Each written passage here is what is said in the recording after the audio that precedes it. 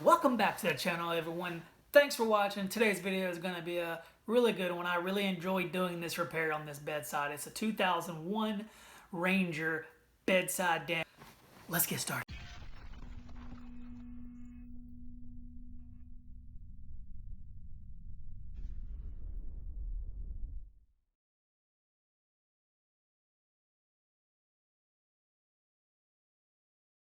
Okay, so here it is. Before photographs of the damage. As you can tell, it's pretty caved in. And here's the after shots. This is what they asked for. This is what I gave them. It's not a perfect repair, but remember, it's always about what the customer wants. Okay, guys, remember, it's not about what we want. It's about what the customer wants. She called me. She said, we got a $500 deductible. It's a 20-year-old truck. Doesn't have to be perfect. Can you do something with it? I was like, yeah, absolutely. What we can do is we spend about two or 3 hours on this thing. I told her I recommend 2 hours starting off, and it'd be $200 for the first hour, $100 for the second hour, $300 for 2 hours, and then once we get the 2 hours done, you come out, look at the vehicle. If you're happy with it, we're done.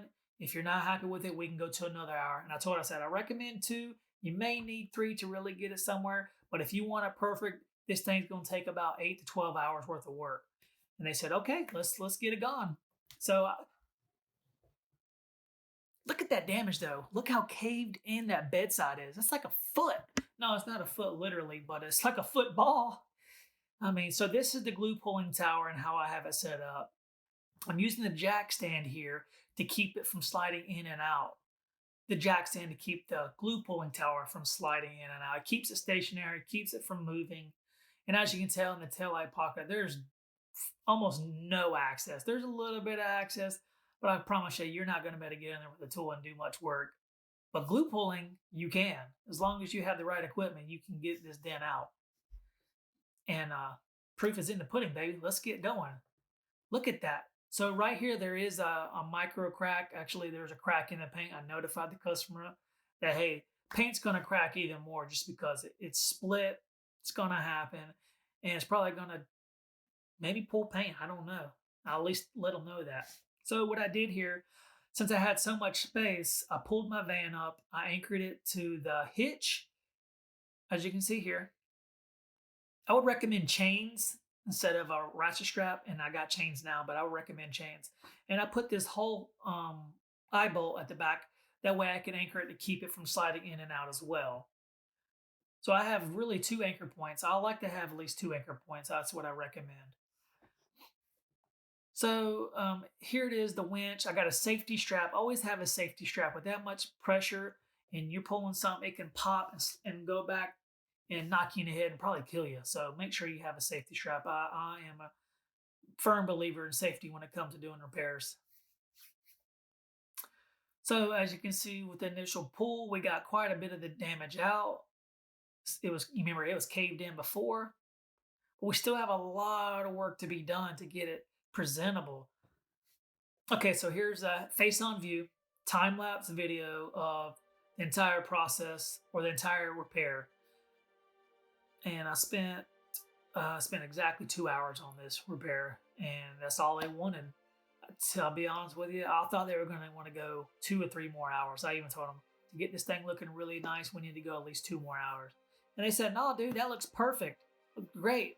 Here's your money, and you know what? They gave me a gift certificate to Chick-fil-A as a tip as well. I was like, hell yeah, I love Chick-fil-A. Who doesn't like Chick-fil-A? So what I did was I started off pulling right there in the body line, because usually the body line has the most strength on the panel, and once you get the line out, a lot of the other damage comes up. You got to be careful not to pull too quick, because you can probably crack paint somewhere else or cause a lot more damage. So pull slowly and see what the damage is doing. It's going to tell you what it wants to do as you're pulling. And if something's not looking right, stop what you're doing, assess the damage, and figure out a different game plan. Because the last thing you want to do is just cause irreversible damage. We trying to get paid. That's what we're in business for, man. To get paid. I don't care if you're in business and you're not trying to get paid. You ain't in business for long. Let's just be realistic, folks. You got to figure out how much is your time worth, how much is that customer worth as a lifetime customer, And how much is that customer worth telling all their friends? If they do, leaving you a review, all those things come into play and the factor in the cost of the repair as well. It's not just about, oh, I need to make $500 an hour. If you try to make $500 an hour, you probably ain't gonna be getting too many of these repairs. That's just what I'm thinking. So you gotta do everything you can in your mind to get the customer to repair the vehicle at the quality they want, at the price that they feel comfortable spending. Not everybody's gonna want to spend $2,000 on a repair. I mean, it's very rare. It happens, but it's rare. I'm telling you guys that. If you don't know that, you know now. So, what I did with this glue pulling tower, I built this little contraption that bolts onto the glue pulling tower, and the jack just sits right on top of it, and I jack it up to where it's on the glue pulling tower on the base, and the jack is pulling pressure on the rails of the truck. So that way, you got a lot of pressure on the truck, and you got a lot of pressure on the glue pulling tower, and that way it doesn't slide in and out. You don't want the glue pulling sliding in and out whenever you're pulling the winch. And when you're pulling the winch, you're pulling the dent out, and if you don't have something stabilizing it, the glue pulling tower is just going to slide towards the dent. You don't want that. So that's one thing I did. This is jack. The other thing was the anchoring point, and you're not always going to get that anchoring point in the back. So what I used is Kiko tabs, the super tabs, and a lot of the crease tabs. Use a lot of heat, a lot of rubber dead blow hammers, using the dent dial here. I used to hate this tool. Now I'm starting to learn it a little bit, and I use it a lot more than I used to. I think it's maybe because all I did was hell before. That could be another reason. But I do like the pulley system I use, the winch. It's usually a winch that you put on a trailer to winch a boat back onto the trailer. And that's what I purchased, that instead of using a ratchet strap, because a ratchet strap, you got to do all this. And once you get so much pressure on that ratchet strap, it's really hard to tighten it up. And that's the most difficult thing, challenging thing I found out doing that silver F-150 bedside. So I said, let's go with a winch, because it's very little effort and you can get that dent to pull right out with very little effort. And the less energy you use and you can conserve, you're going to be feeling much better at the end of the day. I know that from experience. Trust me, some of these repairs are tough on your body, and you just don't have. You're not going to be able to do these big tough repairs all the time if you're going to be killing your body. So whatever you can do to save on your body, you're going to be much better off. I promise you that. And it's like I've always said, it's not about me, it's not about you, it's about what the customer wants.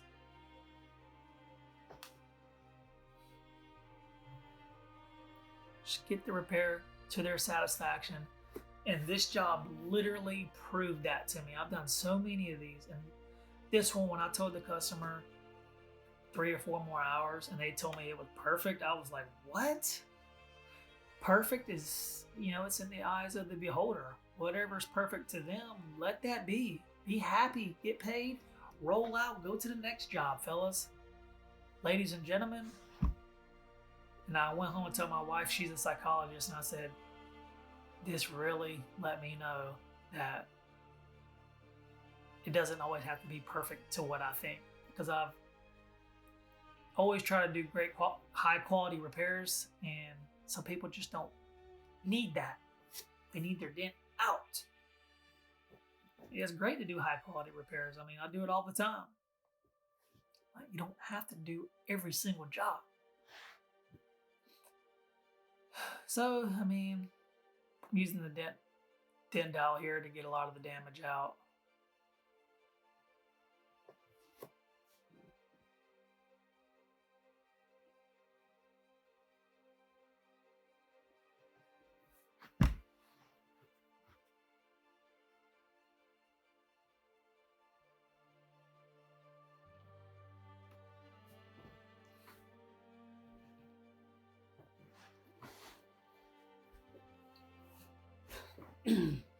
So have you guys done any repairs like this where you're doing really big damage and you haven't been able to glue pull and you use mostly just rods or slide hammers or even the leverage bars? Let me know. That's interesting to know doing those big repairs. You could probably use a leverage bar on this or use a porta power, something like that. There's a lot of different techniques you can do.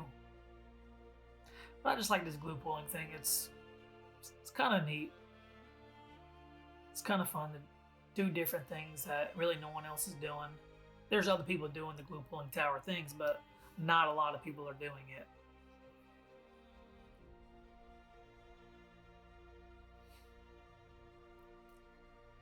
Yeah, I'd rather do 3 of these jobs a day than to be doing real tedious grocery cart dents that you saw on the Toyota 4Runner. I mean, that thing, it was just time consuming. I spent 2 hours on that and made $200 versus 2 hours on this and made $300. And I didn't kill myself. It was easy on my body. It was just simple. A lot of the damage came out on the pulls. I wasn't in there pushing, tearing my shoulder up, straining my eyes. Yeah, I'd rather do these all day long, honestly. What about you? Door dings, hail damage, or big dents? Let me know. Be good to know what everybody else is doing out there. And other people read your comments just like they read my comments, and they can learn from everybody's comments.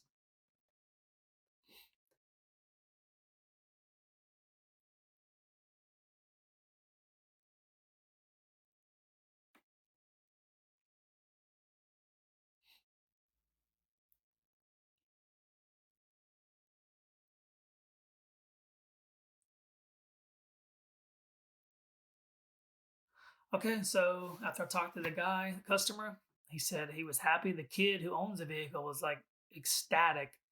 He's like, dude, it's perfect. I'm happy with it. I'm like, okay. But you can see it's definitely not perfect to our standards as PDR technicians where we want everything perfect.